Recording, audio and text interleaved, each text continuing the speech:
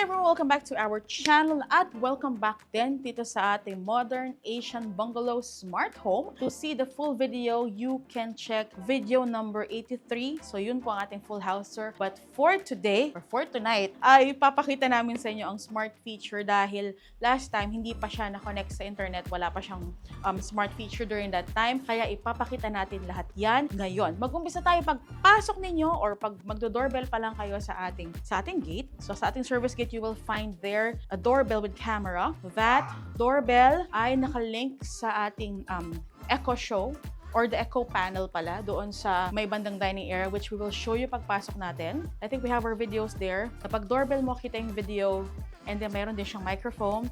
So, you know, kapag may delivery ka or mayroong tao sa labas, pwede mo na silang makausap na nandun sila. Alright? So, yun yung ating feature sa labas. And also, we also have smart feature din sa mga sprinkler natin doon sa garden. So, lahat ng gardens natin sa labas, sa loob, sa likod, meron tayong smart feature dyan. So, makokontrol natin yan gamit yung ating Alexa and also yung smartphone ninyo and also, of course, yung panel and yung Echo Show ninyo sa loob. Kahit na nasa labas kayo, makikita ninyo kung naka-on yan o hindi, pwede nyo siyang patayin kahit na wala kayo sa inyong property. Pagpasok naman natin, so lahat ng lights dito, smart powered din. Pero pakita lang natin yan sa mga videos natin. Pasok na tayo. This is just a quick house tour para lang makita natin yung mga smart features ng ating house tour number 83. And of course, meron kang smart door, fingerprint, password, card. Dahil naka-register tayo, fingerprint tayo. Let's go! Alexa, turn on living area. Pasok po kayo. And also your TV. Alexa, turn on TV living area. Yan, mag-turn on na yan. Even your aircon, meron din command tayo dyan sa aircon. Papatayin niya yan. Even yung temperature niya, i-adjust din niya. Alexa, turn on dining area.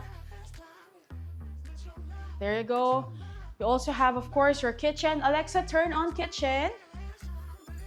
So, ito yung iyong Echo Show. And then there, ito yung iyong Echo panel or your smart panel. Yung kanina, pag nag-doorbell ka, makikita ka dito. Pwede mong kausapin yung nando sa labas using this panel. Alright? Of course, meron tayo para sa ating mga rooms. This is bedroom 3 and this is bedroom 4. Alexa, turn on bedroom 4. And then pagpasok mo, you have your aircon here. Pwede mong i-adjust yan. Pakita ko na lang yun sa master bedroom para mas maluwang. Pero same din siya. Dito yung Alexa, turn on bedroom 3.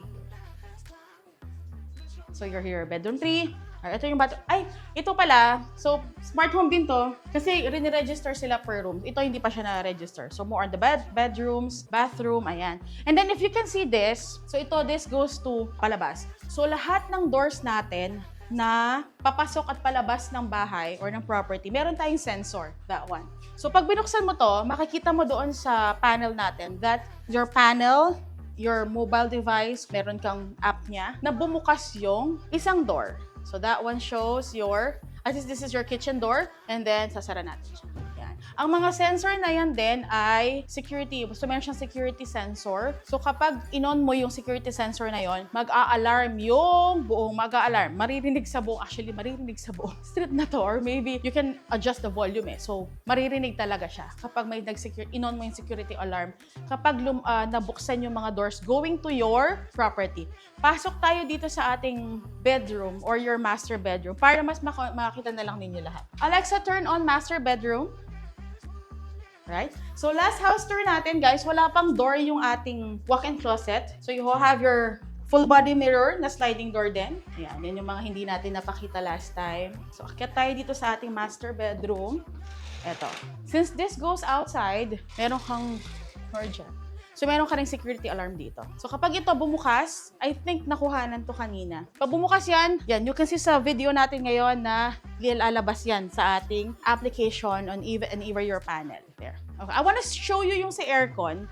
Kasi itong aircon natin dito, so mas visible sa inyo pag nakita nyo.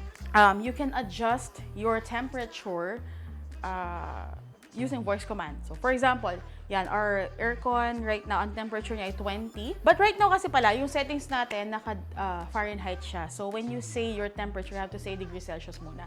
But that can be adjusted, of course. Hindi lang po na-adjust pa. So right now, ang magiging command natin, like for example, you want to adjust your temperature. Alexa, turn master bedroom aircon temperature to 22 degrees Celsius. The AC is set to 22. There you go. Diba? So for example, nilalamig ka na paggabi and you want to adjust the temperature, pwede po natin yan i-adjust. I think I've shown you the security sensor here. So yun. And last house tour 83 again, if you want to see the full house tour, wala pa yung coffee table natin dyan. Right now, meron na siyang coffee table. Alright? So, balik na tayo. Look at your master bedroom. Napakaluwang. Ayan. And then, balik na tayo dito sa ating dining area. And of course, your living area. You also have your CCTV. I'm not sure if na-mention nyo last time, pero I'm sure na-mention yun kasi smart features lang naman yung hindi pa natin na papakita before. Right? I just want to show you your panel.